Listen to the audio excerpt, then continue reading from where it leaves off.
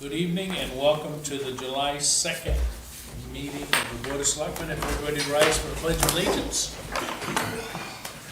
Pledge allegiance to the flag of the United States of America and to the republic for which it stands, one nation, under God, indivisible, with liberty and justice for all.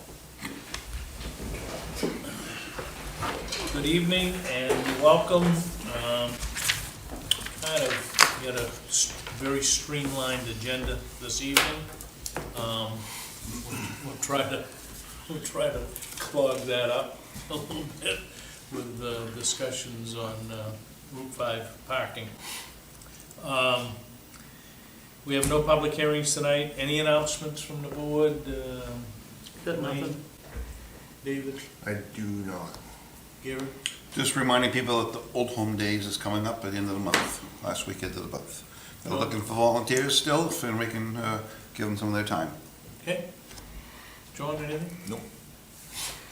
Okay, let's move on. Additions to deletions to the agenda.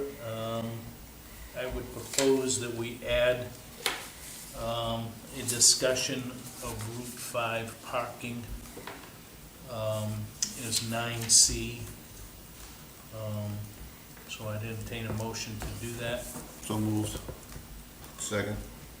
All those in favor? All right, we'll add that as 9C. We have no appointments. Any public comment? Correspondence, we do have the financial reports that are published, as well as we did get a notification via email from the Department of Agriculture, Conservation, and Forestry, which approves our floodplain. Good. Yeah. So, I could put that in the next packet. okay. Reports and staff initiatives, selectmen's reports. John, anything? Nothing new over here. Gary? I know. David? I'm all set, with the exception of 9C. Dwayne? Charter meeting last week, more or less finalized any changes of rewording of the charter, and it's been sent to the town attorney for review, and tentatively there is a public hearing set for the middle of August. So, and then it'll be That'll ready be to on be the- sent to the selectmen That'll be on the November ballot, should we choose to. if we choose to do it. Which is anything gonna else? have to be a presidential election Yeah, to. or a gubernatorial. Yes, yeah, We have to meet some hurdle rate of yeah. percentage of voters. It's all gotta be done by the very 1st of September. Yep. Anything else, Wayne? No, that should take care of it. All right, let me give a quick update from Matt's report. He met with Michael Jenkins from the USDA main office. Community loans now up to 3.5% for up to 30 years and fixed rate. Tuesday, July 9th, he's meeting with, which is now Community Bank, formerly Benefit Savings, discuss options. Jason and I will be meeting on July 16th with Sebago Tech to discuss design build RFP and environmental studies that would be required for the USDA. Referendum question will be sent to legal for review. We're waiting on bank information. Still on opening at the boat launch attendance, although Laura said that We're pretty we sure. think we Yeah, gotta filling the final fill in. spot. Good. Shirley, Assessor Shirley Bartlett would like to meet with us on the 6th to discuss the tax rate commitment.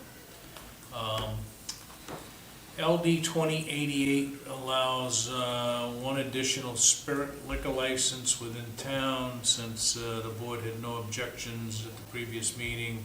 Sent a letter to the commission, I believe, it was the Milk Room and Waterboro Market. Yes. It was And I both, think the right. Milk Room has secured the third license.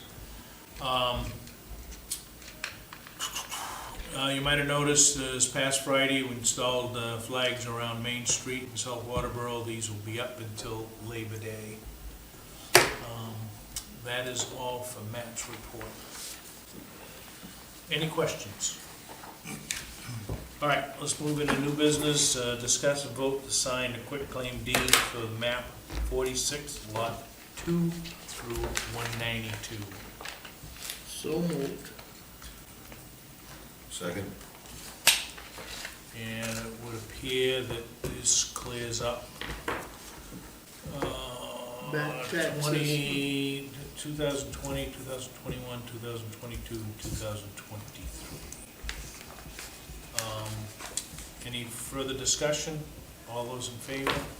Opposed?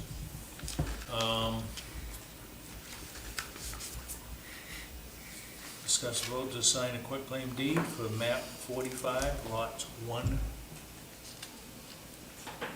to 715, and it would appear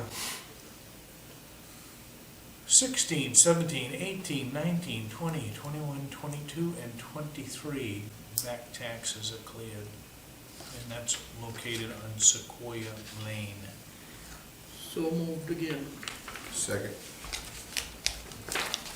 Any discussion? All those in favor? Opposed? All right. We added 9C, and that's to discuss Route 5 parking.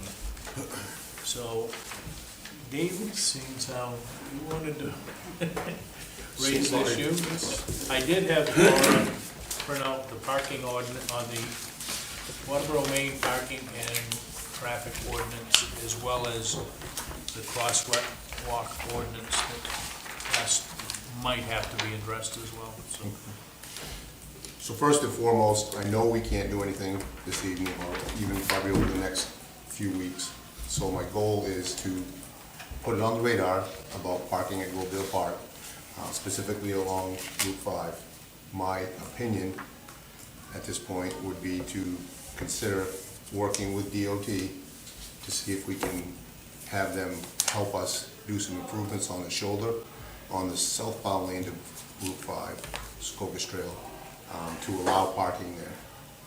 I realize that would entail crosswalks and changes of ordinances and even rescinding some ordinances. So my thought process is, I've invited Craig Abbott, he's the chair of the Public Safety Committee. I'd like to throw this back at the Public Safety Committee for some suggestions, thoughts, and ideas, and then come back with something in the next, probably in the second meeting in August, I think is realistic with some suggestions. If I could, I'd open the floor to Craig for any comments or discussions, thoughts, ideas, anything like that. Basically, I'm right in line with you, David. It's been a mess there for quite some time. We all know, we've all grown up here. It's just been this way forever, and you've got two different battles. You got the battle with the people who want to park there, then you got the battle with the people who don't want to park there. My concern is obviously just within the safety of the public. That's it. I talked to Dave earlier. I'm in agreement with what his, actually the committee has this already on the table. And unfortunately, how I found out about this was through social media. So I'm not really upset at anybody, and I'm not blaming anybody, but the process. I think this, putting up the signs should have filtered through the safety committee. We already had it on the table for discussion.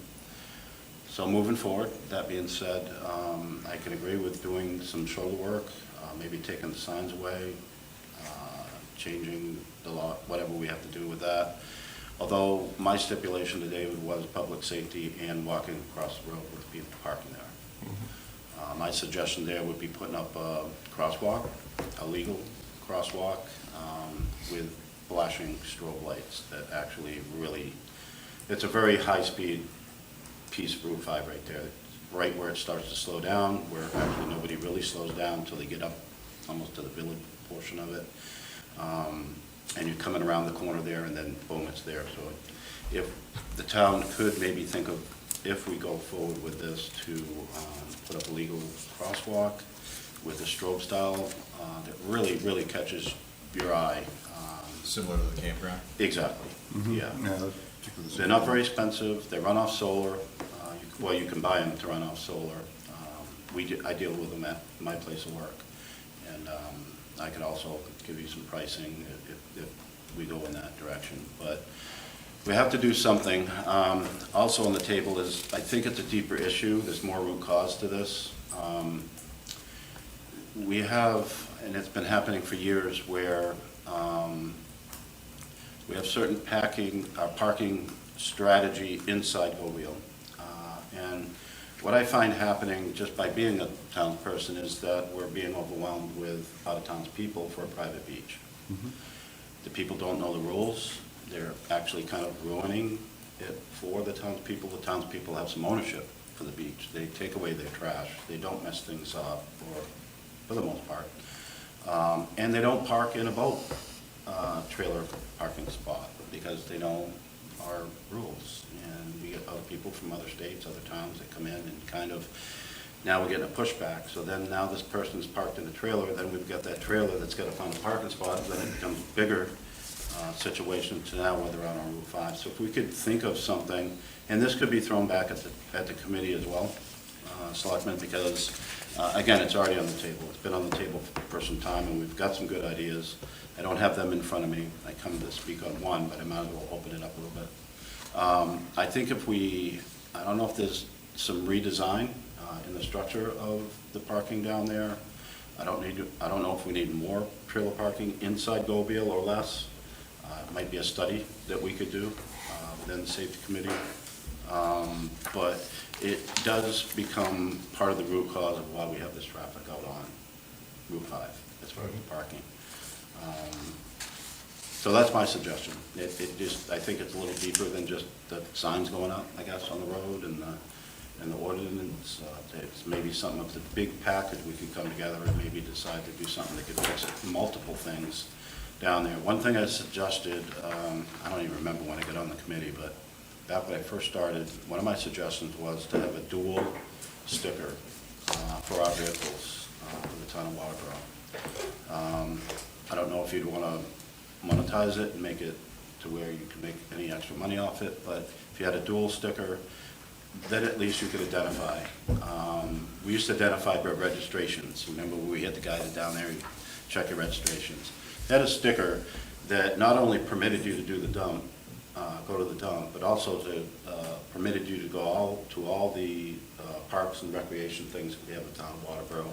Also permitted you to go down into Goodwood Park and actually park there. Being an easy identifiable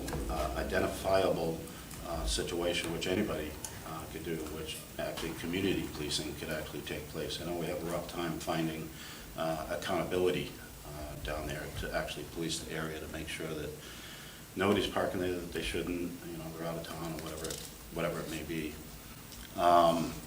It's very limited down there. And I hate to say that, we need to maybe tiny bit act like a city in this situation, but like you look at Kennebunkport, for example, or Kennebunk, if you don't have a beach sticker, you're not parking.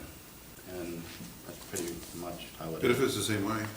Yeah. You can't go down to Bedford Pool. Yeah, Put the trucks without a sticker. that's kind of what I'm saying. So it's like, it almost polices itself by itself, because if you don't have a sticker, you can't park there, then maybe we can do some resolve that way. But that's my little piece as far as it. So I'm with you guys on whatever you want to do. I'll come into your meetings and discuss privately, whatever way you want to do it. I just want to make it right for the people as far as the public safety. Any questions? I don't, I think something that at our next public safety meeting in July, Yep. we move this right to the top and Yeah, we can do that, absolutely. Actually, it was second, so we can just move it right up. Bump it up. Yeah, absolutely. Awesome. Okay. Good. All right, thank you. Thanks, Bill. All right, thanks. Where is it that, in here that talks about Route 5 by the boat launch? Right, it's a little bit below. But this is going northbound. I'll keep going. The outlet road at Goodfield Park, the boat launch. Down to the north side of the road, something. Yeah, it's- Goes all the way to Bagley Road. Yeah.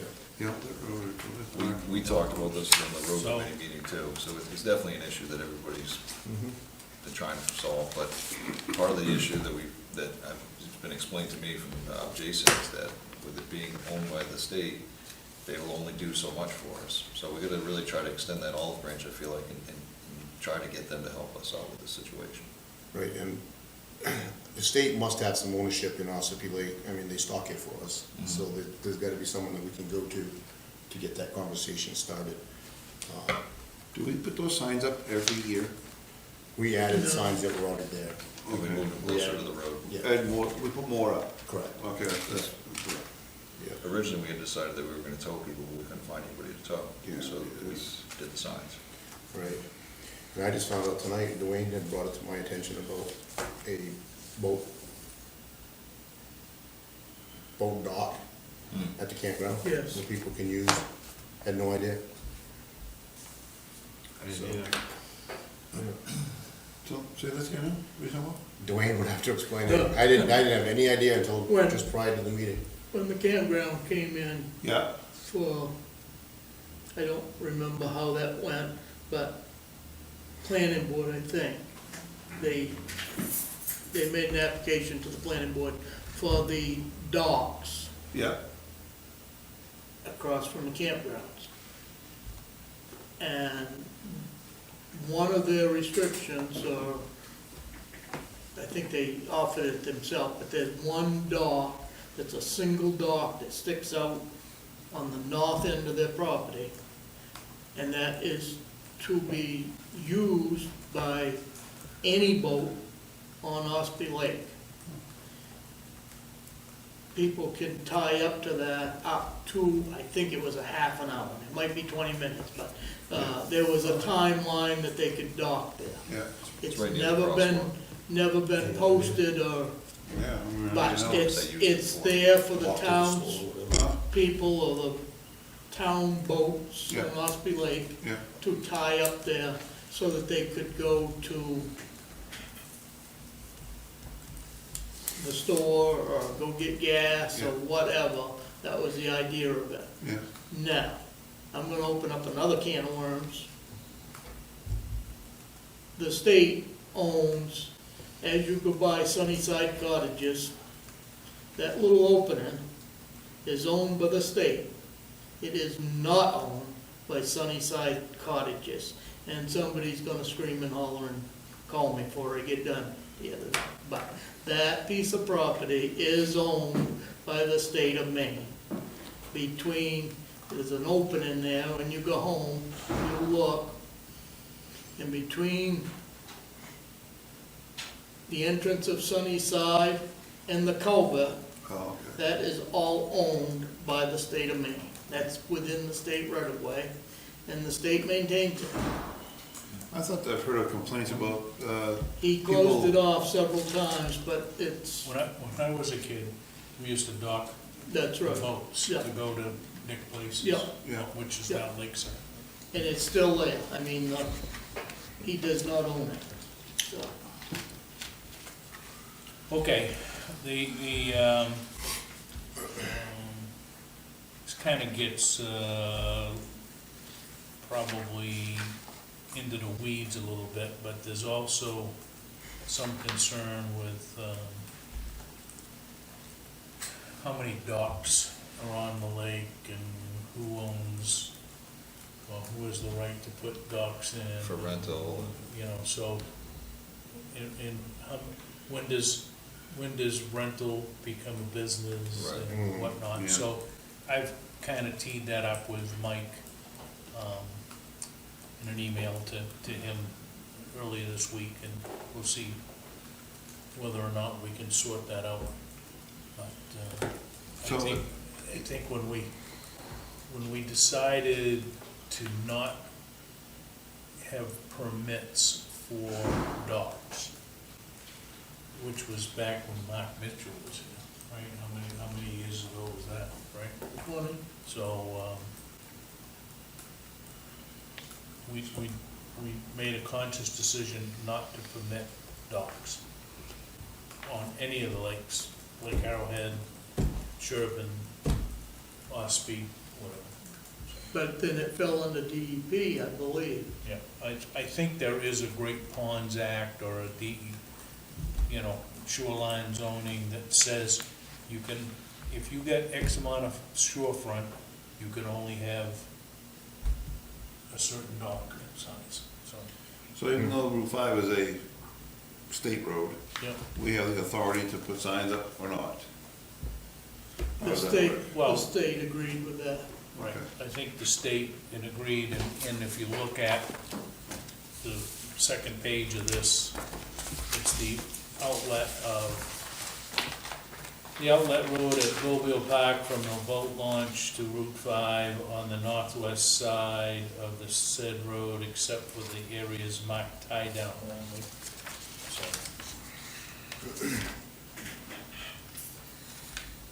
And we had,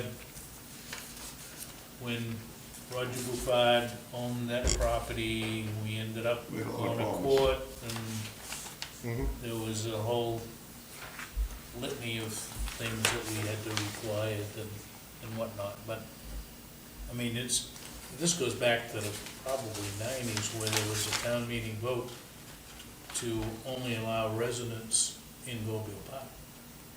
And you had to have a dump sticker, Yeah. that was the evidence, right? Yep. And at that time, like you said, they would show a registration, Yeah, if, yeah. prove that Yeah. they were resident. If you took a backhoe or a hand shovel, even up there in front of that piece of property from the boat launch to the log cabin, Yeah. you're gonna find hot top. And that's Oh, yeah. within the state right of way. Yeah. There's probably 50 to 70 feet of frontage that those camp owners do not own, almost up to that log cabin. And over the years, they just kept looming and brought it out to Route 5 and claimed they owned it. They do not own it, Right. and it's within a state right of way. And like I said, I know we can't do anything right now, or even in the next few weeks for that matter, but we have to do something, because having folks park here and then walking back to the boat launch is pretty much unrealistic. It's a 20-minute, 25-minute walk, and then you're gonna clog up the public beach area, and you're gonna have boats down there too as well, which is a whole other safety issue, so. 2 out of 10 probably could make that walk. The rest of them that are using that boat launch probably couldn't make the walk to Mhm. get back to their boat. Yeah. At least 70% of them.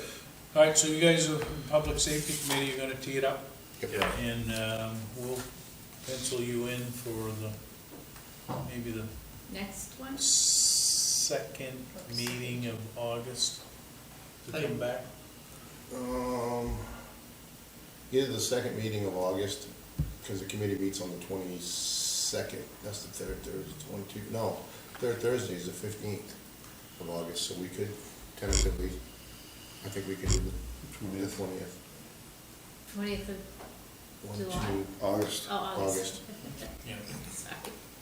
Done. because that would give the committee Okay, pretty much 2 months to so we'll get pencil something. that in for the committee report. The other comment that I've got is it's about time that we take that beach and make it Waterboro residents only, and go back to where we were 20 years ago, and it worked very well when we was doing it. How do we It's the enforce it? enforcement piece. It's the enforcement piece. We now have boat keepers. I mean, you can't park you can't stop them from parking where the boat trailers go, but you could stop anybody but a Waterboro resident on that water side. Right.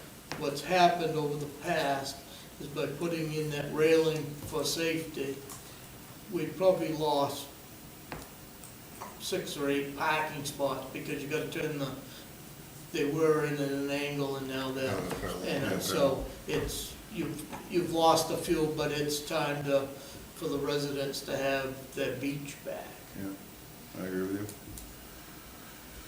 Okay. One task at a time. Yeah. Well, it all needs to be at the same time. Right. I Yeah, mean, probably if good. you're gonna make an ordinance or rewrite an ordinance, you need to take care of all of it in one ordinance, not 2 or 3 of them. All right, anything else? No. If not, we have no old business.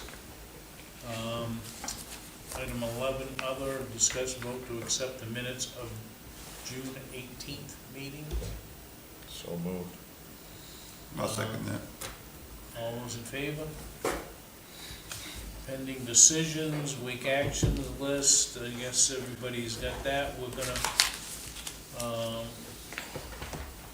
have a discussion of agenda items, if anybody has an interest of adding something, let me know. Items needing signatures, quitclaim deeds, and I've got these in the yellow folder here, so with that, I'd entertain a motion to adjourn. So moved. I'll second it. All those in favor? Thank you. Good night.